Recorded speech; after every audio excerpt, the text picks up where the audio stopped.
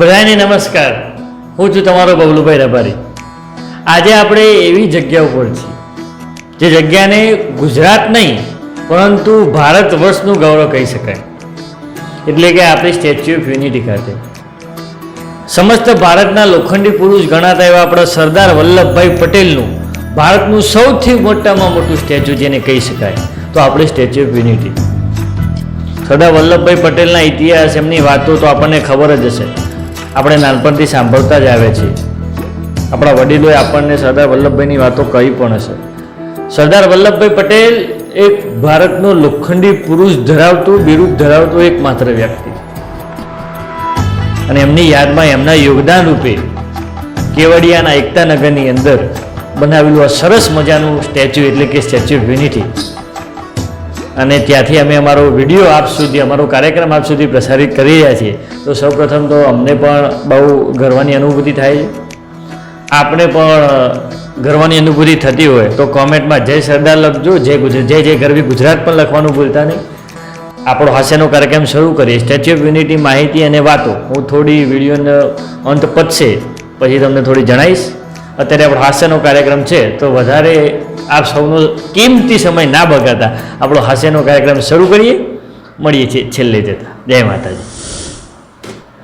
એક ભાઈની ઘરવાળી હતી ને, એમના ઘરવાળાથી કંટાળી જઈ હતી ને, તે બહુ વ્યક્તિ કંટાળી જાય એટલે ઘરમાં ઝઘડા થાય. ત્યાં બેન બિચારી રોઈ જતી હતી, બોલી જતી હતી કે તમારા કરતા તો મેં રાક્ષસ જોડે લગન કર્યા હોત ને, રાક્ષસ જોડે તો સારું હતું કે.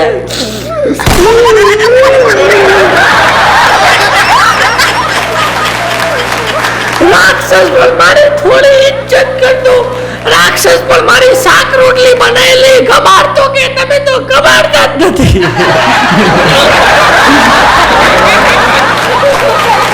ઝઘડો હતો શાક રોટલી બનાવવામાં કંઈક ઝઘડો થયો હશે. પેલી ઘરવાળી કે તમારા કરતા તો રાક્ષસ જોડે લગ્ન કરાવવા સારું હતું એમ, રાક્ષસે મારી શાક રોટલી ગમાડતો. એટલે પેલો ભાઈ કે બેટા મારી સુશી, એમ ભાઈ બહેનમાં લગ્ન ના થાય.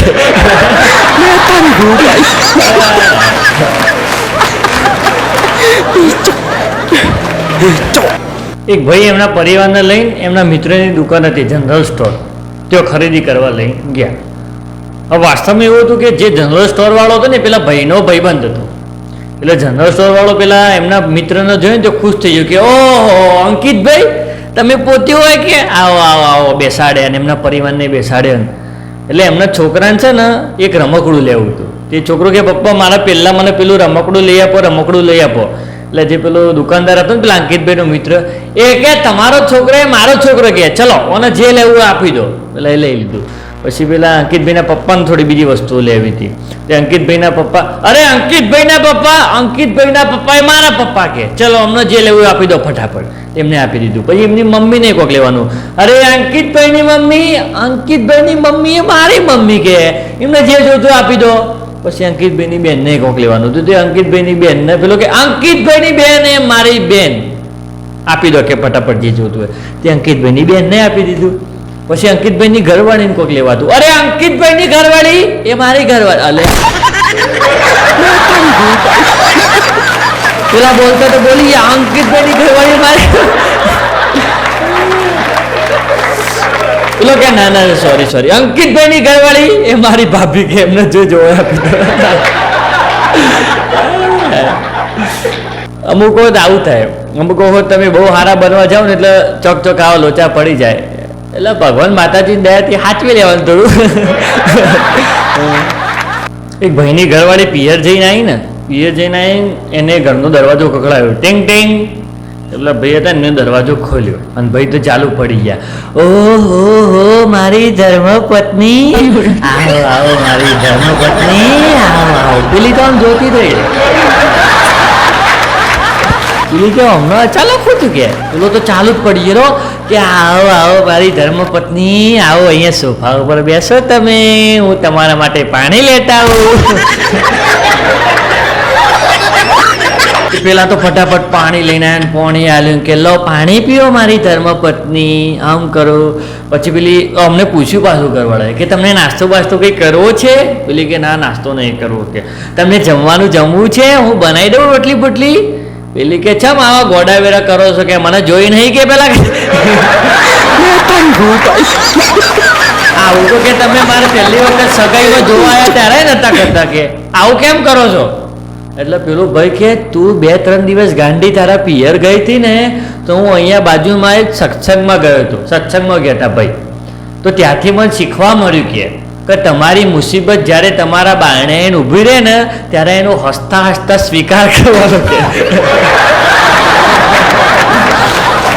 એટલે કે તે પિયરથી આવીને દરવાજો ખખડાય એવો મને ખબર પડી ગયો કે મારા હસતા હસતા સ્વીકાર કરવાના દાડા.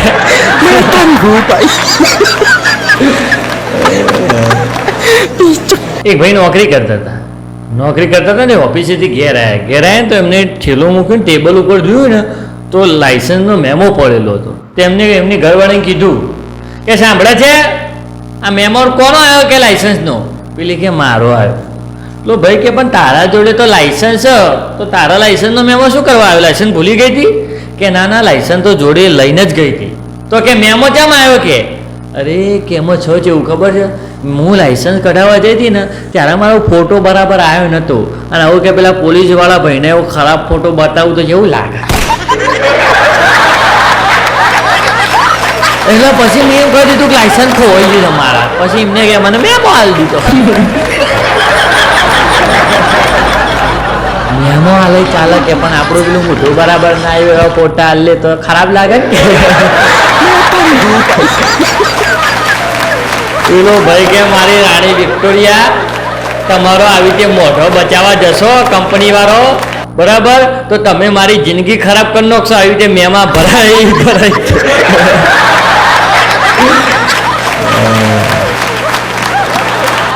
તમે જો અમુક ડોશીઓ હોય ને, અમુકની વાત છો, અમુકની બધા માથે ના ચડીને ફરવાનું. પછી અમુક ડોશીઓ કેવું કરશે, ભજનોમાં જશે અને જઈને ભજન ગાશે. કાનાને માખણ ભાવે રે, કાનાને મિશ્રી ભાવે રે. ઓ ઘરના ડોહાને ખીચડી ના ખવડાવતી અમુક ડોશીઓ.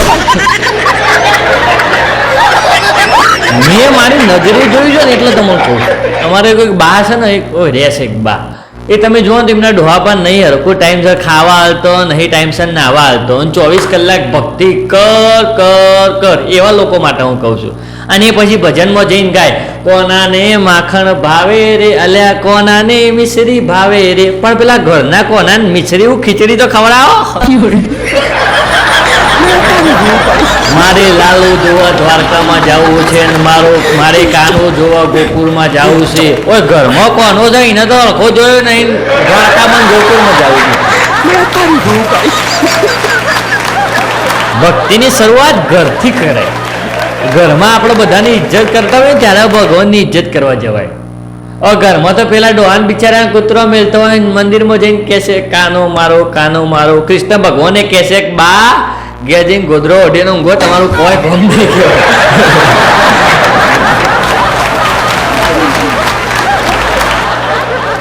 તમારું પાત્ર તમારે એવું પસંદ કરવું જોઈએ. તમારા જીવનનું તમારું જીવન સાથી તમારું પોતાનું પાત્ર એવું પસંદ કરો કે જેની અંદર સુંદરતા નહીં હોય તો ચાલશે, પણ વફાદારી હોવી જોઈએ. એનું કારણ છે કે સુંદરતા તો અમુક સમયાંતર સુધી જ રહેવાની છે, અમુક ઉંમર સુધી જ રહેવાની છે, પણ વફાદારી જ્યાં સુધી જીવશો ને ત્યાં સુધી રહેશે. હવે તમને હાલ કોઈ છોકરી રૂપારી ધોરી ગોરી ચીટી લાગી, તમે એમ લગ્ન કરી લીધો કે આપણે તો આજ જશે આજ જશે. આવા એક ગોરી ચીટી ગમે તે હોય, 4 ને 5 ને લઈને ફરતી હોય તો એ પછી તમારો કોઈ કામનું જ નહીં, એ તમારું જીવન જ વ્યર્થ છે. ઓછી દેખાવડી હોય, ઓછી પેલી હોય, પણ તમારા માટે વફાદાર હોય, તમારા પરિવાર માટે વફાદાર હોય, તમારા પરિવાર માટે ઊભું રહે ને સાહેબ જોડે એવું પાત્ર જોઈએ. સુંદરતા આખા જીવન રહેતી નથી, કોઈની રહી નથી ને કોઈની રહેશે નહીં. જવાની એક કહાની જ બની જવાની છે, પણ વફાદારી હશે ને તો એ જવાબદારી લઈ શકશે, એટલું યાદ રાખજો. એટલે કોઈ ગોરી ચીટી જોઈને પછી એક કૂતરો મેલતી હોય ને આપણને આ ના ચાલશે, એ તો થોડું આમ કરી લઈશ, એટલે પણ ના હોય. અમુક જો કે અમુક પાત્ર તમને લાગતા હોય બહુ સુંદર ને રૂપાળા, અમને તો કંઈક વાત હશે, બરાબર, પછી બોલવાની હરખી ખબર ના પડતી હોય, બોલવામાં પેલું કરતી હોય, પરિવારને તમારે પેલું આમ કરે તેમ કરે, તો એ પછી સુંદરતા વાળી રખાય જ ના. એના પછી તો કુંવારું રહેવું સારું, તો અતિ ઉત્તમ.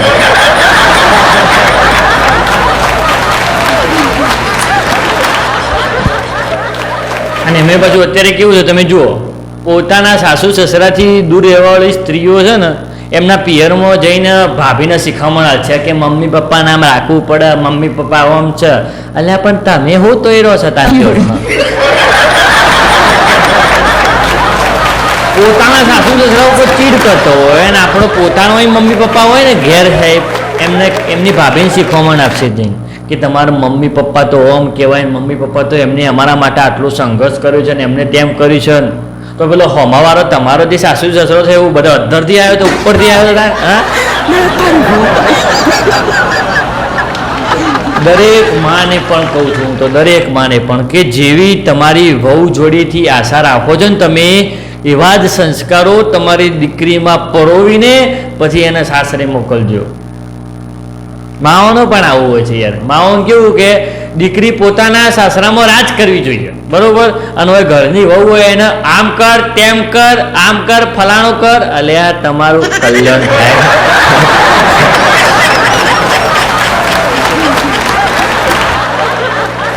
અને હવે બધી સિસ્ટમો ને હવે બધી શરતો કેવી થઈ ગઈ તમે જુઓ. છોકરી છે ને કોઈ જમી જાય હોય ને એના ત્યાં આપવાની ખરા, પણ અમારી છોકરી પાછી જમી જાય કે કોમે નહીં કરો. વાહ વાહ, પહેલાથી બોલી જાય તમારા જમીનનું બધું ખેતીનું બેતીનું અમારી છોકરી કોમ કરશે નહીં, પણ તમારે ખેતી હોવી જોઈએ. આ છે વારણ. અને એમાંય બીજું કે પોતાના છોકરાની સગાઈ કરવાની બાકી હોય ને તો પોતાના છોકરાને વીઘો જમીન નહીં હોય ને તો મા બાપને ચાલે, પણ એમની છોકરી હોય ને એના તો જમીન હોવી જ જોઈએ. અમારે તો અમારી છોકરીની સગાઈ કોઈ જમીનદાર હોય એના ત્યાં જ કરવાની. એટલે પણ આપણે ઘેર શું છે, તમારા ત્યાં કોઈક દીકરી નાખતા પછી એવો વિચાર જ કરશે કે ભાઈ અમને તો વીઘોય જમીન નહીં, તો અમને ત્યાં દીકરી ના નાખાય. હા, વીઘો દોઢ વીઘો જમીન વાળા જ આવું કરે પાછો, એમને જ જમીન જ જઈતી હોય. છોકરાનો વીઘોય ના આવે ગાંઠાવો તો, પણ છોકરી માટે કે અમારે તો જમી જાય વાળું ઘર જોઈએ કે જમીન બમીન જો. અલ્યા પણ આપણે શું છે હોય, આપણે હોય શક હોય. તમને એક સરસ મજાનો દાખલો આપું. હમણાં એક ભાઈ એમનું કુટુંબ વાળા બધા આવ્યા હતા ને, તે બેઠા હતા મસ્ત બહાર ખાટલો ડાળી અને વાતો કરતા હતા, દીકરીની વાતો ચાલતી હતી. એટલે એક ભાઈ છે ને એમની ઘરવાળીને રોજ મારતા, રોજ મારતા. હવે એ ભાઈ કુટુંબ આગળ બેન શું કે ખબર છે કે મારી દીકરીને કોઈ હાથ લગાડે કે એનો હાથ કાપી નાખું કે હાથ. અરે તમે ઘરમાં શું કરો, મંજીરા વગાડો હતા તમે કોઈકની દીકરી ઉપર કોઈકની દીકરીને તો માર જ છો ને, અને તમારી દીકરીને કોઈ અડે તો હાથ કાપી નાખવાના નામ કરવાના, અને તમે કોઈકની દીકરીને મારો ચાલો. વાહ ભાઈ વાહ, આવા આવા આવા લોકો ભર્યા છે ને આપણે, એમાં બધું રોશન હોય છે. એ એમની ઘરવાળીને મારે એ ચાલો, બરોબર, એ એમની છોકરીને કોઈ ના આવવું જોઈએ. આ કેવું, તમારી દીકરી છે તો પેલી પણ તમારી ઘરવાળી પણ કોકની દીકરી તો છે જ ને, એ કોઈના ઘરની દીકરી તો છે જ ને, તો એને આપણે ના મરાય. તો એના બાપા હારા કહેવાય ને તમારો આવીને હાથ ના કાપી દે, એમ તો હણા કાપા મારો હાથ, એટલે તોડી નાખો.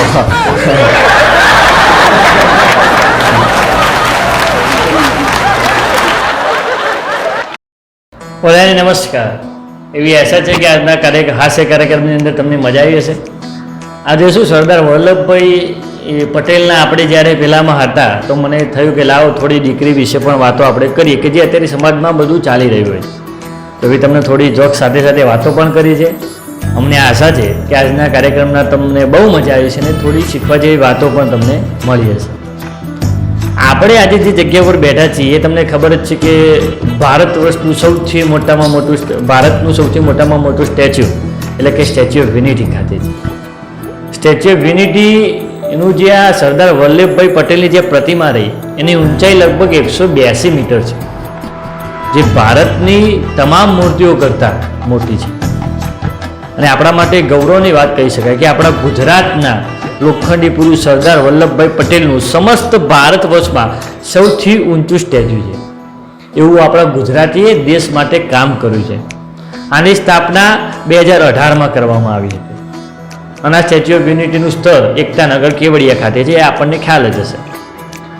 સરદાર વલ્લભભાઈ પટેલે 500થી વધુ રજવાડાઓને એક કર્યા હતા અને એમની એકતાના યોગદાન રૂપે આ સ્ટેચ્યુ બાંધવામાં આવ્યું છે અને સમસ્ત ભારતનું ગૌરવ પણ છે. આપણે પણ ગૌરવ લઈ શકીએ કે ભારત વર્ષમાં આપણા ગુજરાતી એવું કામ કર્યું છે કે જેનું સ્ટેચ્યુ ભારત વર્ષમાં સૌથી મોટામાં મોટું સ્ટેચ્યુ છે. સરદાર વલ્લભભાઈ પટેલને લોકો લોખંડી પુરુષ કહેતા, પણ એમને એવા કામ પણ કરે છે. કોઈ પણ વ્યક્તિને જ્યારે કોઈ બિરુદ આપવામાં આવે તો એ બિરુદ એને એમને આપી દેવામાં નથી આવતું. એને દેશ માટે, એને સમાજ માટે, એના રાજ્ય માટે એને કંઈક બલિદાન આપ્યું, એમને કંઈક કાર્ય કર્યા હોય ત્યારે એમને બિરુદ આપવામાં આવે છે. સરદાર વલ્લભભાઈ પટેલે દેશ માટે, ગુજરાત માટે જે કર્યું છે એ બહુ જ આપણા માટે પણ ગૌરવની વાત છે. એમને તો કોઈ આપણું મોટી યુનિટી સ્ટેચ્યુ ઊભું ના કરી દે. તમારું મારું આપણે એમ કે સ્ટેચ્યુ બનાવી દો, કોઈ બનાવી દે? ના બનાવે. સમાજ માટે કંઈક એમને કાર્યો કર્યા છે, સમાજ માટે એમને કંઈક સારું કર્યું છે, ત્યારે એમનું આ સરસ મજાનું સ્ટેચ્યુ ઊભું થયું છે અને હોવું જ જોઈએ. અને આપણા માટે તો બહુ ગર્વની વાત કહેવાય કે ગુજરાતી તરીકે આખા ભારતનું સૌથી મોટામાં મોટું સ્ટેચ્યુ આપણા ગુજરાતીનું છે. જો કે આપણે ભારતીયો બધા ભાઈ બહેન જ છીએ, પણ છતાં પણ આપણા માટે ગૌરવની વાત કહી શકાય. તો આજનો અમારો આ કાર્યક્રમ આપણે સ્ટેચ્યુ ઓફ યુનિટીથી નિહાળ્યો એ બદલ આપનો ખૂબ ખૂબ આભાર. તમને વિડીયો ગમ્યો હોય તો વિડીયોને લાઇક કરવાનું ભૂલતા નહીં, અમારી જે ચેનલ છે એને સબસ્ક્રાઇબ કરવાનું ભૂલતા નહીં, અને આજના કાર્યક્રમમાં મજા આવી હોય તો ચેનલમાં જય જય ગરવી ગુજરાત લખવાનું ભૂલતા નહીં, જય સરદાર લખવાનું ભૂલતા નહીં. ફરીથી મળીએ કોઈ નવી જગ્યા સાથે. ત્યાં સુધી બધાને જય માતાજી, જય જય ગરવી ગુજરાત.